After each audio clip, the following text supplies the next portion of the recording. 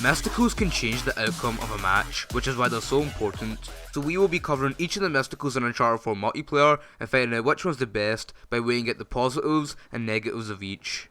The Mesticles in Uncharted 4 include the Wrath of El Dorado, Cintamani Stone, Staff of Ayar Manco, Spirit of Djinn, and the Indras Eternity. The first Mesticle we're going to be covering is the Wrath of El Dorado. Initially, this will run you 5 loadout points and $800 in in-game cash. The loadout points are a little overpriced for this Mesticle, but the in-game cash is still quite reasonable. In my opinion, the best modification to use for this Mesticle is the Faster Spectres, as this is almost as effective as the increased damage mod, but still requiring less loadout points and in-game cash. In total, it will run you 7 loadout points and $875 in in-game cash. Personally, I wouldn't use the Highlight Targets mod, as this is less effective than the other two, and virtually costs close to the same. The Wrath of El Dorado is a well-balanced Mesticle, allowing you to use it for both defensive situations, such as throwing it in a populated area and allowing you time to escape, and also offensive situations, such as drawing out multiple enemies from cover. Some negatives of the Wrath of El Dorado is that it's expensive in terms of loadout points, easily escapable and relies on aim, and also has no extended range mod. However, some positives are that it's powerful, pulling enemies from cover, and can be used as a distraction to escape, and there's no real learning curve with this, so almost anybody can use it. The second Mesticle we're going to be covering is the Cintamani Stone, and this will run you 4 loadout points and $400 in in-game cash. This is reasonable both in terms of in-game cash and loadout points. The best modification for the Cintamani Stone is the full revive, as this allows you to fully revive teammates.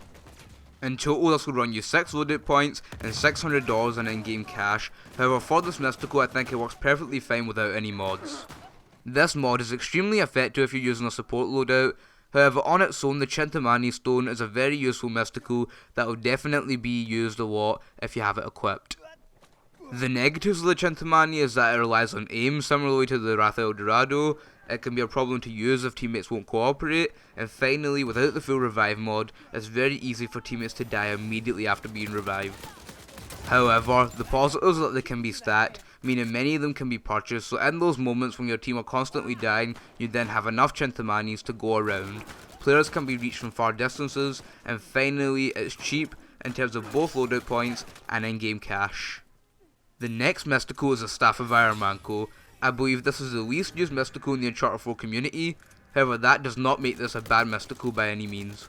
The Mesticle is cheap for what it does, running you only at 2 loadout points and $400 in in-game cash. The best modification for this Mesticle is the longer duration, again still cheap, running you at only 3 loadout points plus $425 in in-game cash, which is a good addition if you feel like you need it.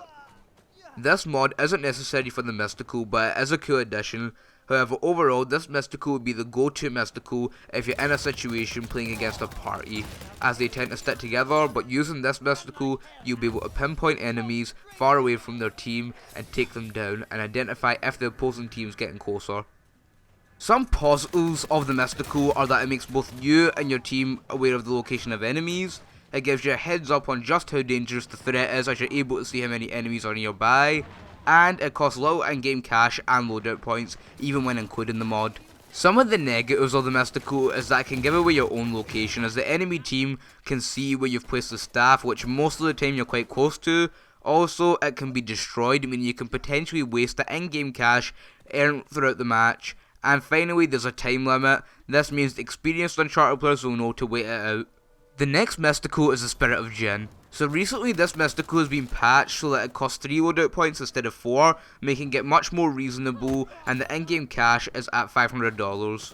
Post patch, the Spirit of Djinn is much better than it was before, making using this Mesticle much more worth it. The best modification for this Mesticle is the increased duration. This will run you 5 loadout points, not to mention increasing the in-game cash to $625.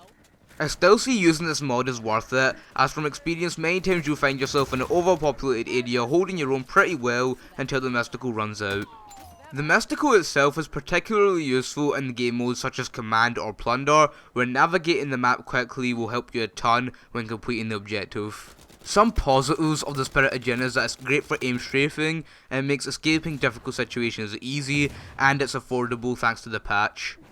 However, the negatives of the mystical is that there is a time limit, leading you into bad situations. You can't take cover when using this mystical, which is a huge compromise. And finally, the flames can make it easy for you to be spotted, especially in dark maps like the Remnants or rooftops.